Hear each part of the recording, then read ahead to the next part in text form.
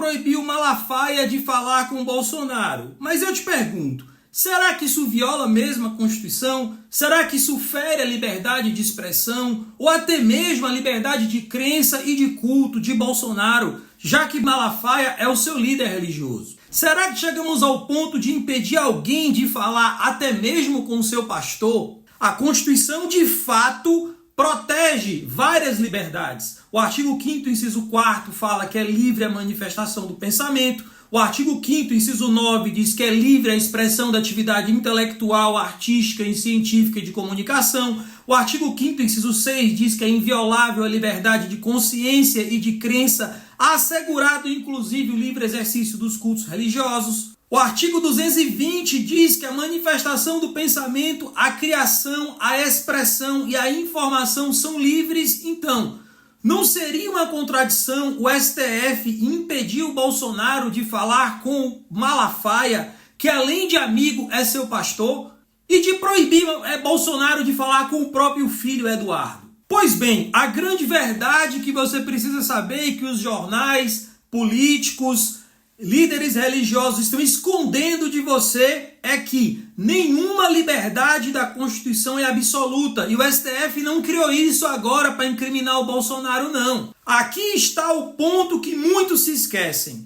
No habeas corpus 82.424 do Rio Grande do Sul, de 2011, o STF afirmou: a liberdade de expressão não protege discursos de ódio para a prática de crimes. Já na DPF 548, ficou claro que a liberdade de expressão não pode ser usada como escudo protetivo para a prática de atividades ilícitas. E na DPF 130, o Supremo reforçou: a liberdade de expressão é essencial à democracia, mas não é licença para violar outros direitos fundamentais nem para a prática de crimes. E quanto à liberdade religiosa? O STF também já decidiu que ela é garantida, mas ela não autoriza a prática de condutas criminosas sob a justificativa de fazê-lo através da fé. Ou seja, não existe salvo-conduto religioso para obstruir investigações ou ameaçar ministros da Corte do Supremo Tribunal Federal. Por que eu estou falando isso? Vamos às falas do Malafaia. Por que essa medida foi aplicada? A Polícia Federal encontrou áudios e mensagens do Malafaia para o Bolsonaro como: a próxima retaliação vai ser contra ministros do STF e suas famílias. Será que vão dobrar a aposta para proteger um ditador? Duvido. Também foram dadas instruções por Malafaia para Bolsonaro usar tarifas internacionais como moeda de troca para uma anistia ampla e total. Isso não é liberdade. Isso não é liberdade de crença, não é liberdade religiosa, não é liberdade de expressão, é ameaça e obstrução à justiça. Por isso que o Malafaia está sendo investigado junto com o Bolsonaro e Eduardo Bolsonaro pelos crimes do artigo 344 do Código Penal, coação no curso do processo, pelo artigo 2º, parágrafo 1º da Lei de Organizações Criminosas, a Lei 12.850, obstruir investigação de organização criminosa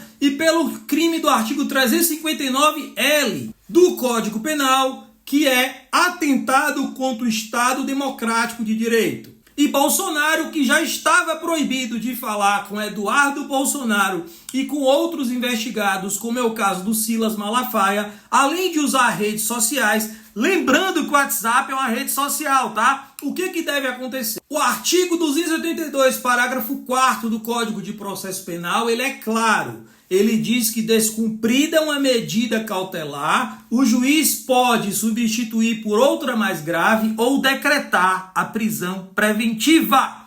Aqui entra o fundamento da decisão contra Malafaia.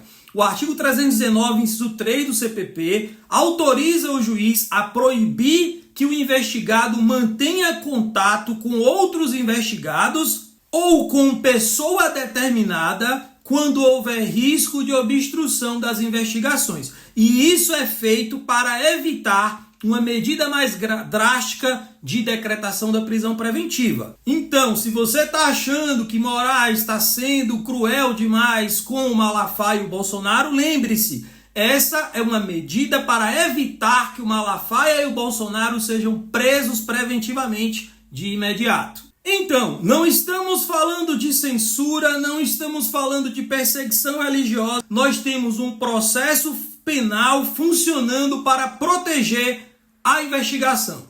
No fim das contas, a questão não é se Bolsonaro deixou de falar com seu pastor. A questão é quando esse contato se transforma em uma estratégia para pressionar ministros do STF a travar investigações. Não estamos falando mais de fé religiosa nem de opinião. Estamos falando de repressão a um crime. Nenhuma liberdade fundamental, nem de expressão nem de culto, pode ser usada como escudo para práticas criminosas.